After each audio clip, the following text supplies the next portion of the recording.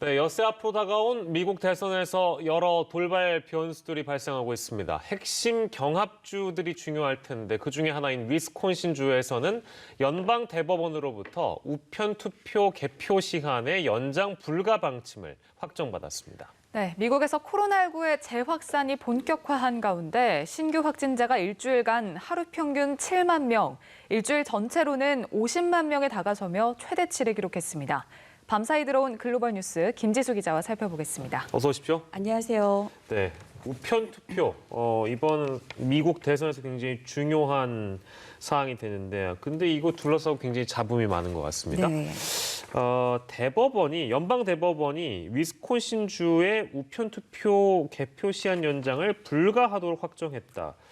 이 내용 좀 구체적으로 전해주세요. 네, 이제 앞서 위스콘신주에서 선거일 엿새 후까지 접수된 우편투표 용지까지 개표를 인정한다는 지방 법원의 판결이 내려졌습니다. 그런데 항소 법원에서 효력 정지 결정이 내려졌고 여기에 반발한 민주당이 연방 대법원에 다시 판단해달라고 요청했습니다. 하지만 연방 대법원은 이를 기각했습니다. 결과적으로 선거일 엿새 후까지 접수된 우편 투표는 인정하지 않는다는 얘기입니다. 연방 대법원은 대법관 8명의 이념 성향에 따라 보수 대 진보 5대 3으로 항소 법원의 손을 들어줬습니다. 이번 판결은 조 바이든 민주당 후보에게는 불리할 것으로 보입니다. 왜냐하면 민주당 지지층이 트럼프 지지층보다 우편 투표에 더 적극적이기 때문입니다. 10명의 선거인단이 걸린 위스콘신주는 지난 대선 때 트럼프 대통령이 0.77% 차이로 아슬아슬하게 이긴 격전지입니다. 선거 분석 웹사이트가 주요 여론조사 결과를 조합한 결과 27일 현재 바이든이 트럼프를 5.5%포인트 앞서 있습니다. 민주당은 코로나19 대유행 기간에 유권자들을 충분히 수용하기 위해 투표 제한 완화를 추진하는 반면 공화당은 규제가 느슨해지면 유권자들의 사기로 이어질 것이라고 주장하고 있습니다. 네, 유세 열기도 점점 뜨거워지고 있는데 선거전이 막바지로 이제 가면서 후보 배우자들도 적극적으로 나서는 모습입니다. 그동안 모습을 드러내지 않았던 멜라니아 여사가 드디어 유세 현장에 나섰다고요. 네, 트럼프 대통령의 부인 멜라니아 여사가 대선을 일주일 앞둔 27일 첫 단독 유세에 참여했습니다. 멜라니아 여사는 유세 장소로 남편이 전날 3군데나 다니며 유세한 핵심 경합주 펜실베이니아를 선택했습니다. 멜라니아 여사는 남편과 코로나19 확진 판정을 받았을 당시 국민이 보내준 지지와 사랑에 감사를 표했습니다. 멜라니아 여사는 미국이 코로나19를 결국 이겨낼 것이라며 트럼프 대통령을 전사라고 칭하며 이 나라를 사랑하고 여러분을 위해 매일매일 싸우고 있다고 지켜세웠습니다.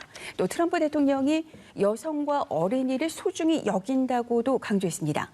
트럼프 대통령에게서 등을 돌린 교회 지역 여성 유권자를 겨냥한 겁니다. 멜라니아 여사가 남편의 재선 선거전 유세에 합류한 건 16개월 만입니다. 트럼프 대통령이 플로리다주에서 재선 도전을 선언한 작년 6월이 마지막 유세였습니다. 네, 배우자들도 열심히 뛰고 있다는 말씀이고 대선을 앞두고 미국 내에 총기 판매가 급증하고 생필품 사재기 현상이 나타나고 있다. 근데 보통 선거라는 게 민주주의의 꽃이기도 하고요. 유권자들에게는 어떻게 보면 축제로 다가와야 될 텐데 뭐 전쟁도 아니고 왜 이런 현상이 발생할까요? 네, 그러니까 대선 이후 사상 최악의 폭력 사태가 발생할 수 있다는 일부의 우려 때문으로 보입니다. 그러니까 화장지나 생수, 통조림과 같은 생필품 사재기 움직임이 벌써부터 일고 있다고 현지 언론은 보도했습니다. 미국에서는 트럼프 대통령과 바이든 후보 중 누가 당선되든 선거 이후 폭력 사태가 빚어질 수 있다는 우려가 나오고 있습니다. 특히 트럼프 대통령은 패배할 경우 선거 불복 가능성을 지속적으로 시사한 바 있어 대선 후 불확실성이 커지고 있는 그런 상황입니다. 이런 때 눈여겨볼 만한 수치가 있는데요. 미 연방수사국 FBI에 따르면 6월 한 달간 총기 구매자 신원 조회가 390만 건에 달했습니다. 이 수치는 역대 최대 수준이라고 현지 언론은 전했습니다. 올해 1월부터 9월까지 총기 판매를 위한 신원 조회 건수는 모두 2,880만 건을 넘어섰습니다.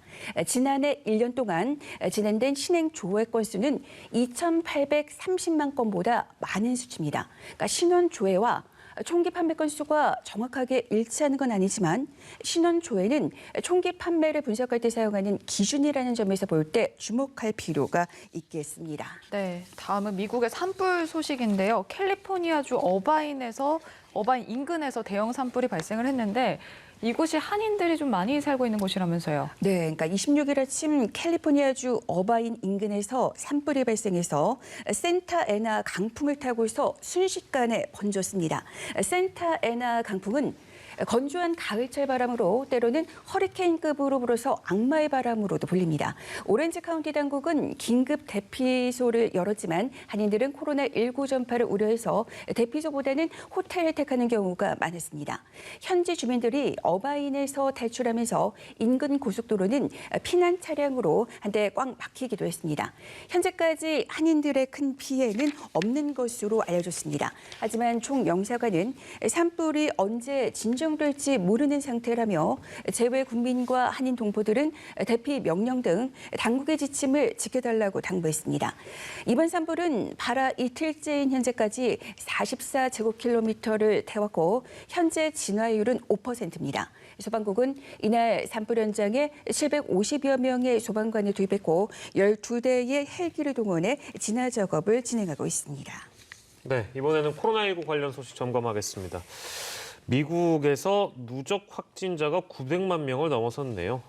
굉장히 많이 늘어났는데 전 세계 발생 상황부터 정리하죠. 네, 오늘 오전 통계 사이트 월드오미터에 따르면 전 세계 코로나19 누적 확진자는 4,422만 명을 넘어섰고 누적 사망자는 117만 명대를 기록하고 있습니다. 피해가 가장 큰 미국에서는 누적 확진자가 900만 명을 넘어 903만 명대를 기록하고 있으며 인도는 798만 명, 브라질은 543만 명을 각각 넘으며 뒤를 이었습니다.